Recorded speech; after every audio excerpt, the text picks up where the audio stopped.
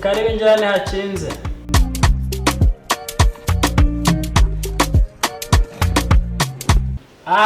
Masters. Sawa. Rashima Imana. Ndashima Imana abantu. Charangaha nyine dore. Meze sawa. Shanari. Biracamo. Shanari papa. Ariko nyine ikintu nguhamagare ni kimwe gusa. Nyine kugenda ukandebera umusore mwiza w'umukozi ufite umutima warerewe iwabo. Komisiyoneri ndabazi. Umura rwose. Umukozi mfite ndamwizeye. Kandi n'umuntu usenga n'umuntu ugira isuku. Genda ukanza na wa muntu mwita. Wa muntu uzaza ahubwo akanyikubita gukoresha. Uri kunyumva? Ikindi kintu wita. Umuzane afite discipline y'ikinyabupfura. Ko ndamushaka kujya ajya kuragira ariya matungo anakora iswano mu rugo. Nta kindi kintu mushakira ko abategura ifunguro barahari. Yewe mbabarire rwose dore nta mukozi mfite yaragiye ubikore mu gihe gito umuzane kandi ndaguha amafaranga nawe ndamuhera. We nugira ikibazo pe mfite umukozi nizeye kandi no muntu ntajyamwe ibitabi pe ni umuntu usenga kandi no umukozi mwiza cyane humura nta kibazo kiza kuko ninjye umukomisiyoneri wa mbere. Mfite abakozi kandi bubaha bagira n'isuku. Nugira ikibazo rwose ndaguha umukozi nizeye kandi mwiza. Shake umukozi utarengeje 15. 15 umukozi nyeneye azajya ukora ibyo byose kandi nzara umwana ufite ikinyabupfura ku iwabo.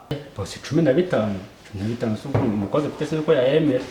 Bose ba 15 ubwo nungiye urame mbangaye. Ko ngiye magurukira muri vene kuzamuka. Ariko rwara mu mutwe 15 ni menshi. Wahaguruka nawe surareba ndi buri bisuguti vene byo kuguhemba. Bisuguti vene mba nabibura. Boshya ari amafaranga yaba ari amafaranga amangayitse. Kahagurukira mu misomara. Genda n'umukozi uza twivugane kwanza nawe turi bwumvikana amafaranga. Ako se boss.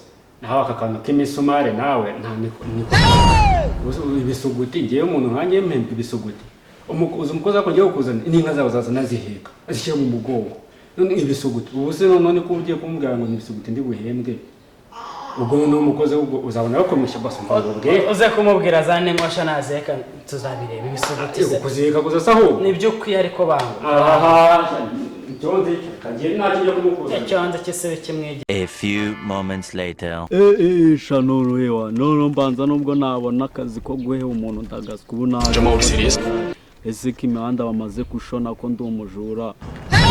Kindi nyuma y'ibi byose ndabona ndagaswa.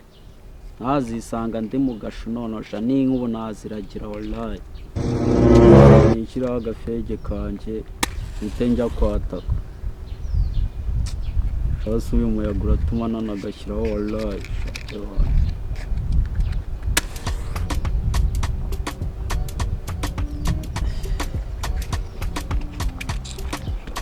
Imiyaga noneho mwakabyaramwe y'imihanda yanyereye n'ubuzima buranyerera kuko ndagaze.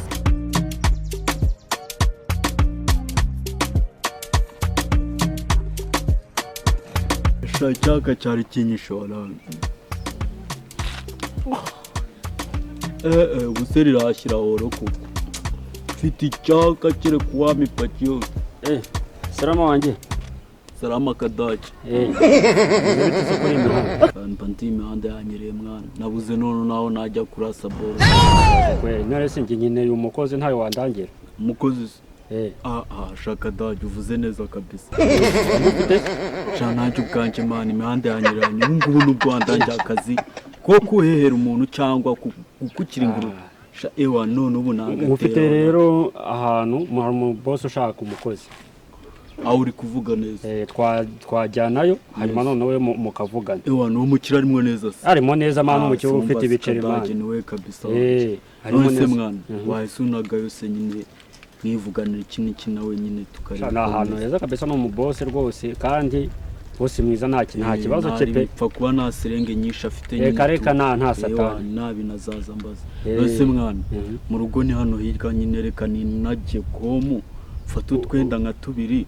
Ubundi nsuncumunyero nari bimwana. Ubwo turaza gora hara noneho uze kuza ngo ujyane no turabura hara tumujyaneje. Ewa nabi kadaje nari bintashe. Sawa rero twe turahura ari imbere. Wewe mite usanga aho ngaho nyine wese uhave. Daje ni nyabyo ndayitanze. Sawa tebuka abantu ntunenze. Dere no ku minota. A few moments later. Kadaje hano hantu wiga ni no mu mvye wallahi. Ni no mu mvye wallahi. Aha wenda hano nzahaba wallahi. hano uzashobora Hano kuba hatari umuce w'Idage gusa. Ibindi tuzashoboka. sana rero kamanze mvugisha hano abantu bangendereye hano boss umukozi wa mwe na mukuru amugoye Gute se boss? ese umukozi uzaniye ni bwoko kino boss kwa nakuzana umukozi wanye n'ibisuguti wanyemeye ngumva agaje kuzana umukozi umeze gute ko none se ukanzana n'umukozi wambara ya box mwana Boss yajya izo none style ziba zigezweho. So ushona izi ni style zigezweho. sinchona se byo ni ibiki mu kinyarwanda ni ibiki Urashona ariko. eh Ushona. God have mercy upon us.